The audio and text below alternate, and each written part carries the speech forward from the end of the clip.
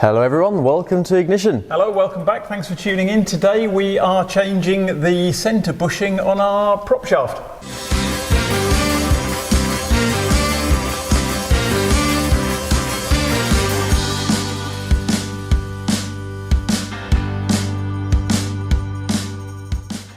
Okay, so today we're removing the centre bearing from our prop shaft. Now, this is a bit of a job, so we're going to start off by removing the back 4 bolts that attach to the rear axle, and then we've got to remove the 2 big bolts holding the actual bearing in place. And theoretically, it should slide out, but we're going to find out, aren't we? Well, we're going into a world of unknown for us. We are. So we haven't really been able to find any tutorials. No, we've seen some sort of a man with a GoPro, but nothing in depth. So we are going to see how we fare. We are. The only advantage we've got is we have got a hydraulic press. We have. That could come in handy when they're not very expensive. Pushing the joints out. We got one for this job, so it's unused, untried and untested. So let's see how we go. Okay, so these are the 4 bolts we're going to be removing at the back of the axle here, but first, don't forget safety. Safety specs are going on.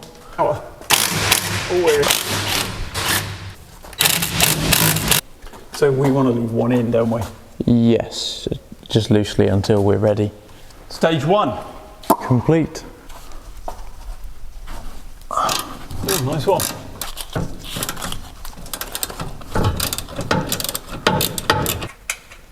Threads. Okay, so do I want to... So if you man that end, I'll go for this one. On a bit. Yeah. I'll put it up. There we are. Now if I zoom in, I was going to whack it. Yeah, he was going to use a mallet, but all it took was a tiny flathead screwdriver. Now it's off, I can see that there is a ring, like a sort of ring that slots it in so it lines up with the axle, and it needs a slight... All I did was put it in and pry, so it popped that ring out and it was off. So now it's time to remove the whole thing. Okay, so you support that. I'm going to lift this off. There we are, and just pull that out. And there we are, we're out. Right. Alright, it's quite a weight at this end. Okay. There we are. Ooh, it's out. Happy days. So this doesn't look in as bad condition as we first thought, but until you do that, yeah, and it's completely split. You can see all the. So why this one? But it is actually still spinning okay. But there's so much movement in it. That's going to be a very interesting first drive. It is.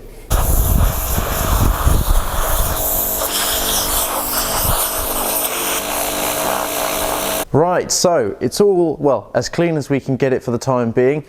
The only thing we really need is for the C-clips to be visible. Now you might be able to see it in there. On camera it's not quite showing, but it's there. They're on the inside of this joint, so it makes it a little bit more tricky. It would be much easier if they'd put them on the outside, but they didn't, they're on the inside. So I'm going to use a flathead screwdriver just to tap that, and then I can get behind and pull it out. That's the plan. There we are. Hang on. There's number 1. Now as you can see what they look like, that might help you if you can't quite see yours. Right, so now we have these 2, here and here. These are free, so we should be able to press these out. But I'm going to take the other 2 off before, just so we're fully clear. And out we come. Nicely done. Right, all 4 of those are off. So now the next plan is for this, we need to unhook them as such. So there's these caps on each end, but as you can see they're nice and flush. So our plan is big socket over one side, small socket on the other. Use our hydraulic press to push the small side into the larger socket, and hopefully it pops out. Well, if you don't have a hydraulic press, you can use a vise. But you need a big one and some guns. Yeah, you'll need a pole to get some leverage on that. So let's go and give that a go. We are.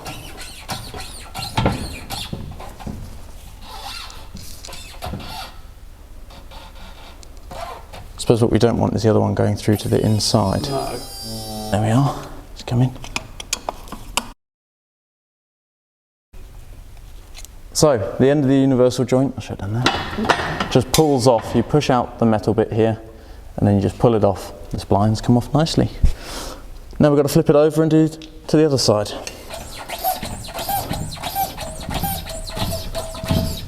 Yeah. Nicely done.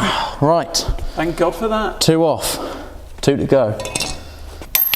If I twist it. That's handy. Days. Right, so that's the back piece. There we Nice are. one. Oh, that was easier. Yeah, much less painful. Well, It's all a learning curve, isn't it's it? all a learning curve. Right, That's more like it. So there she is. Right. Oh, happy days.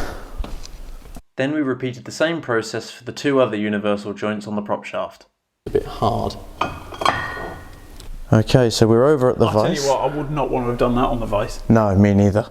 So we've put a piece of sort of silicon mat. This is actually from our workbench. We've chopped it up. We're going to use that to hopefully not scratch our nicely cleaned prop shaft.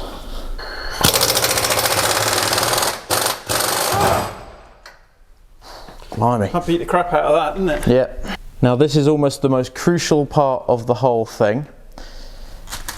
The gears in here we need to mark on the fork, because once you've taken it off it has to be in line with the other end, and if it's not your axle will jump and could snap. So definitely need to line up the cogs.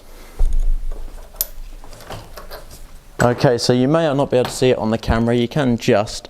I've put a small scratch here and a scratch opposite so I can mark the cog exactly to the same position it was taken off. So when in doubt, hammer it out, I suppose. Being careful obviously not to go too crazy on here, but it doesn't take much force. Right, it is coming. There we are. She's off. So now we do have our marking on there, so I'm not going to touch that. We need this off because it's getting close to afternoon tea. It is, yes. We'll be having a coffee after this break, I think. Oh, he's brought out the kitchen knife.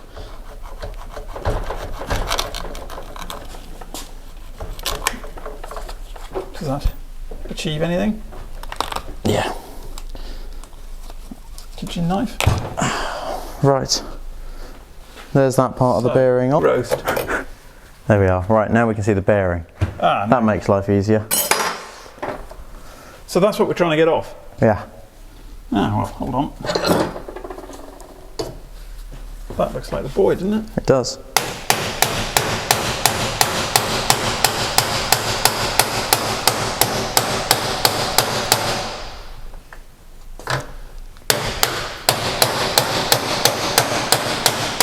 Hey! So, what's that grease we've used there? We've used a high temperature ZX1 grease. Now this is very good for sort of blocking out moisture and all these other things. It's sort of just good for weathering, isn't it? It is. Should keep it spinning Especially nicely. here in Portugal, it's dust for us. Dust, yes. So this should block out any dust that we get. Now the bearing does seem to go on either way. It's the same both ways.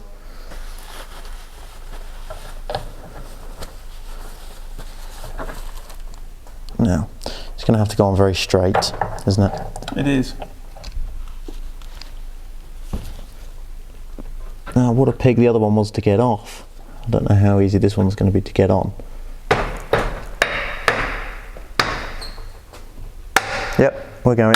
Nearly. Keep going. That's it. You're on.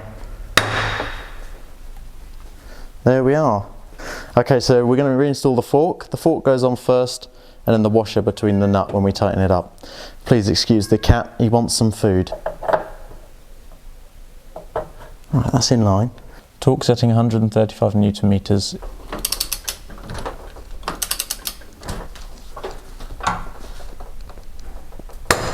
There we are. Okay, so we've run into our first issue here. Now this is the old universal joint that was in the truck, and as you can see, it was in terrible condition. It almost looked like it had been burnt and sort of it had been wearing unevenly inside the joint. And when we were trying to get this one in, we were having problems with it sitting correctly. Now it would sort of go in at a slight angle. Even though we were pressing it perfectly level, one side would go in no issue, the other side was having problems. Now we think that the fork on here is slightly bent, so we continued to just try it, and without any force really, it was about 3 tons, which wasn't much at all. As you can see, it's completely bent the fork here, and that, I'm afraid, is the end of our front prop shaft, so we're going to have to find a new part and order it. But we're going to show you everything, show you the bits that go well, show you the bits that go wrong, and this has gone wrong, but I do think this was a little bit weak anyway, so I'm quite happy with replacing it, and clearly it did have an issue, so we're going to go and find the part. Okay, so new part in the mail. Here we are. You can see it's nice and fresh. Now, with our paranoia of what happened with the previous one, we've measured the internal diameters of these here, the distance between the two prongs that come out, so where the C-clips will be sitting. And on these, I've got it written on the board here, these are 63.2 mil. The gap is in between here, and our new part is 62.2 mil, so it's exactly 1 millimeter smaller, which when we've got the C-clips to put on will make it nigh on impossible to install. So we're going to go for a little bit of a different technique. Hang on, let me pop that down. So what we're going to do is we're just going to gently take these down piece by piece, ever so slightly, until we feel it's enough and the measurement is correct for us to get the C-clips in. So we'll head over to Dad and see what he's come up with. So we've popped it in the vise and as gently as I could. Yes, very gently, masking tape to protect it from scratches. And we're going to try and take 0.5 mil aside off. Okay, so we've got it to our 63.2 mil measurement, and we took a tiny bit more off just to make sure that we're going to get it in. And there we are, there's our final finish, and we're going to give that a nice little touch up. What are we touching that up with? A rust prevention paint. So we'll do that now, shall we? Right, so here we are. Here's our short prop shaft that this is going to be attaching to. We've degreased it so it's nice and clean. It's going to go in the end like so. New universal joint in. We're going to be hitting it with a hammer this time so we don't risk breaking it like last time. I watched someone else on YouTube yeah, do it and it went in a piece of pitch, we've seen a few videos of hammering, so we think that's the best technique. So we're going to try it. Right, so I do like to lube my shaft. We've taken off two of our first ends, as we call them, caps. So we need to install one of those. I think the key word for us this time is going to be gentle.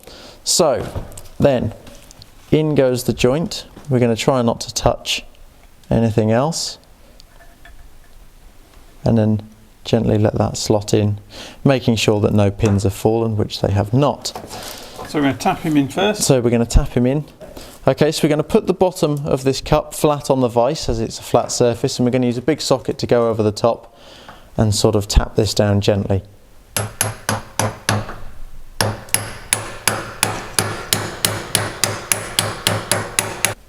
Okay. That's it, stop.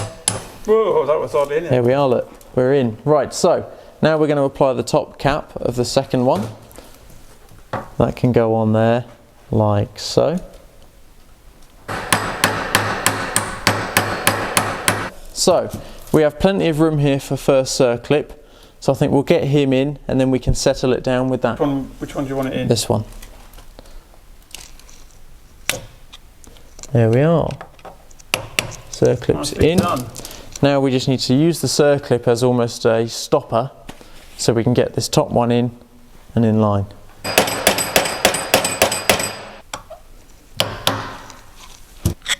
Okay, circlips are in.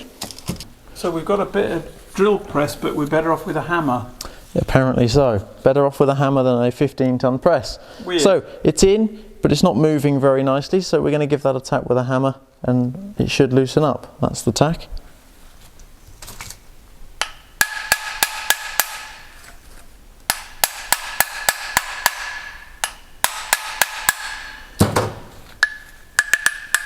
Perfect free movement. Now we're going to attach it to the small drive shaft.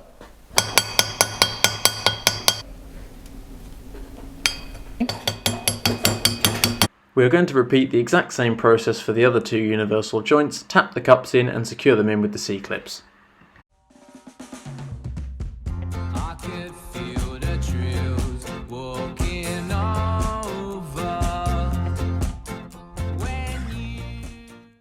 Right, okay, so we're going to be reinstalling it now, and the first job we're going to do is pump some lithium grease up in here, aren't we, Father? And that's his job. He's going to be... Yeah, well, I'm pretty good with my fingers. Yeah, he's got that job. So he's just going to apply some. Oh, there's plenty on there, but... Yeah. So, It says lithium grease, and lithium grease is what it's getting. Okay. Yep. Okay, so this is quite a weight. So we're going to go. That's why I'm holding it on my own. Yeah, that's why he's holding it on his own. So we're going to have to go back, and you'll have to go through. Luckily, as Mikey S would say, I've heavily fingered and lubed my shaft. Oh yes, we like that phrase. Right. So now, if you could get that in, as they say. Well, we look like we're in. So, in the kit of our replacement. Yes. Hang on. Comes 2 spacers. The one that we had, the old one, was actually welded in place, wasn't it? Yes, the centre bearing had welded on spacers. So if I'd had half a brain, I'd have put those on first, wouldn't I? Yes. But we were too excited, couldn't wait. Well, once I got lubing my shaft. Yes, once you were lubing your shaft, you were away. I was away. Right, slotted on there. Oh. Centre bearing is in place. It's a miracle. So because I've left these soaking in Rustov, I've degreased everything before I put them on, just so that Loctite has something less to fight against.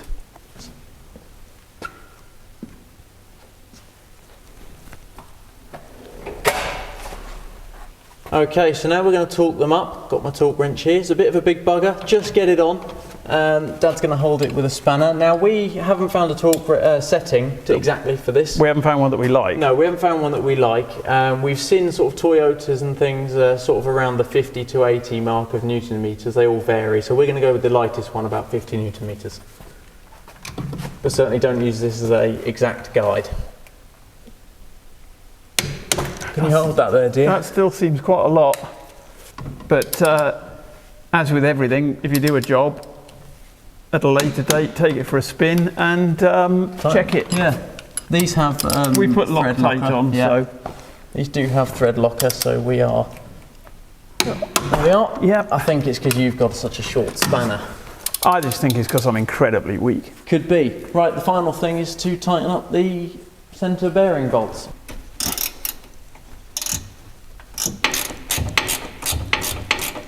Right, well, that concludes our Propshaft video. Now, that is certainly a well-worthy job doing. I'm certainly happy about the centre bearing. That's a massive... well, that was the reason to do the job. That was the whole reason. The old bearing was completely destroyed. The other bits were for a learning curve for us. They were a learning curve. But actually, once we worked out for some reason that we were better equipped using a hammer than we were the press. I have no idea why we couldn't get on with the press. Obviously, we totaled that joint, as you saw. Yes, we totaled.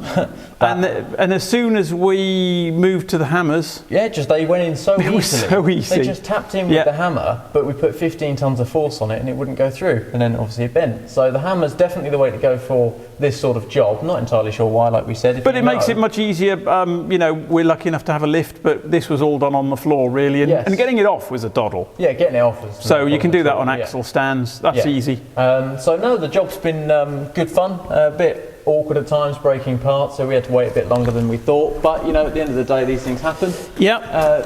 We've got a new centre bearing. We've got 2 new joints. And lastly, we are now going to grease our nipples. We are. I'm going to grease my nipples, and obviously our finishing up will be on a separate video, and we'll show you doing that at a later date. Yeah, that will be all up in our last video. So hopefully you'll subscribe to watch some others, to watch some fools doing work on a Mitsubishi. Yep, and you enjoyed it. Yeah, we've got some other bits and pieces to crack on with. We do, it's all interesting. The brakes have got to be done and bits and pieces, so that'll be... the rebuild. Who knows what will be in the next one. We don't know what order these are going out in because we had to wait for parts. Yeah, we've had to do things in orders we didn't expect. Yes. But anyway, tune in for next week's video and we hope you enjoyed this one. Thank you.